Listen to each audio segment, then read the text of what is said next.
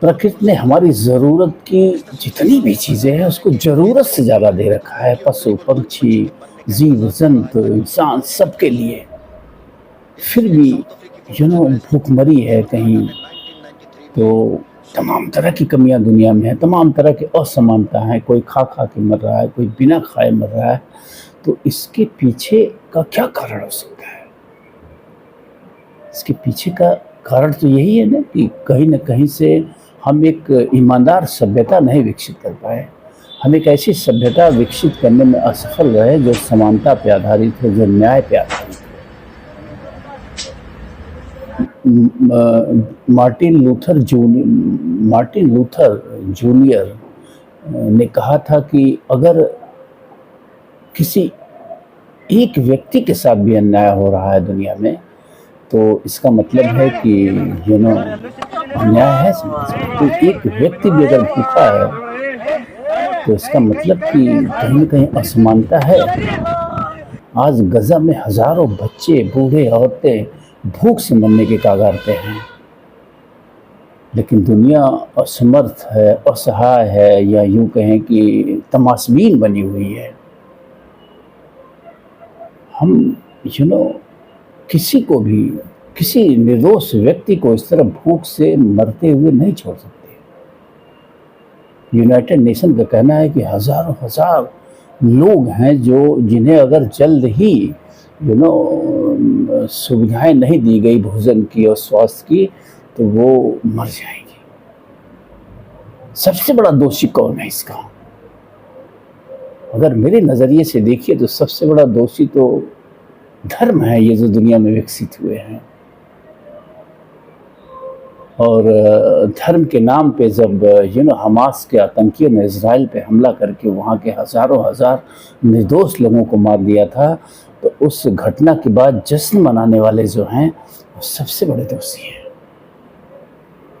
जो धर्म के नाम पे, जो इस्लाम के नाम पे जश्न मनाया गया था ईरान से लगाए और तमाम इस्लामिक देशों में और रेडिकल इस्लामिस्टों द्वारा दुनिया भर में, वो दोषी हैं। उन निर्दोष बच्चों का जो हज़ारों की हज़ारों संख्या में मारे जा चुके हैं और लाखों की संख्या में भूख से मरने के कगार पे हैं, उसके सबसे बड़े दोषी यही हैं जो रेडिकल इस्लामिस्ट हैं, जो अल्लाह का इंतज़ार कर रहे हैं कि अल्लाह हमारे साथ है।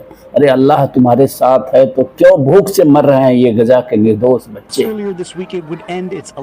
आज मैंने देखा है जामिया इस्लामिया में गजा और फ़िलिस्तीन के समर्थन में आंदोलन करते हुए कुछ छात्र थे। मैं इनसे पूछना चाहता हूँ कि क्या जब इजराइल पे हमला हुआ था, वहाँ के हज़ारों हज़ार लोगों को इन आतंकियों ने मार दिया था, तब भी तुमने ऐसा धरना दिया था, ऐसी आवाज़ उठाई थी? दुनिया के किस कोने से ऐसी आवाज़ उठी थी? किस इस्लामिक कंट्री से ऐसी आवाज़ उठी थी कि ये गलत हुआ है? शायद कहीं से नहीं। ये रेडिकल इस्लामिज्म जो है, ये इतनी खतरनाक बीमारी की तरह उभर रहा है दुनिया में। इतनी खतरनाक बीमारी है ये आत्मघाती बीमारी है मैं कहूँगा। अगर इन रेडिकल इस्लामिस्टों को लग रहा है कि ये पूरी दुनिया को अपने कब्जे में ले लेंगे, तो ये मुगालते में है। और असलियत ये है कि जो मैं देख रहा हूँ, जो मेरा विज़न है, जो मैं देख रहा हूँ आने वाली दुनिया, ये इसी तरह से मारे जाएंगे अगर इन्होंने अपनी सोच नहीं बदली, अगर इन्होंने अपनी विचारधारा नहीं बदली, तो ये ऐसे ही मारे जाएंगे जिस तरह से गजा में मारे जा रहे हैं, जिस तरह से सीरिया में मारे जा रहे हैं या मर रहे हैं आपस में लड़के, जिस तरह से अफगानिस्तान में आपस में लड़के मरे हैं, जिस तरह ईरान और इराक में आपस में लड़के मरे हैं, क्योंकि इनकी सोच ही ऐसी है। ये प्रवृत्ति ही हिंसक है। ये रेडिकल इस्लाम जिस किसी के मस्तिष्क में घुस जाता है, वो इसी तरह का हो जाता है। वो सिर्फ खून खराबा, हत्या से बाहर कुछ सोच ही नहीं पाता है। इस पे विमर्श करने की ज़रूरत है। जो इस्लाम के स्कॉलर्स अपने आप को कहते हैं कि आखिर क्या कमी है, इस्लाम की शिक्षाओं में क्या कमी है कि एक व्यक्ति रेडिकल हो जाता है, आतंकी हो जाता है और निर्दोषों की हत्या करने में वो ग्रेस समझता है।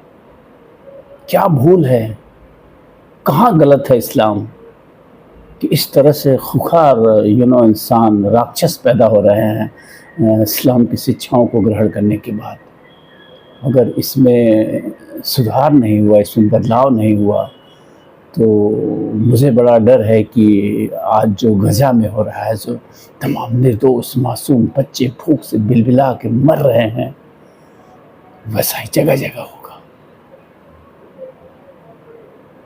तो मैं यही कहूँगा कि इस्लाम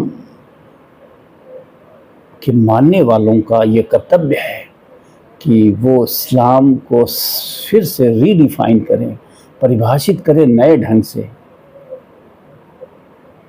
अन्यथा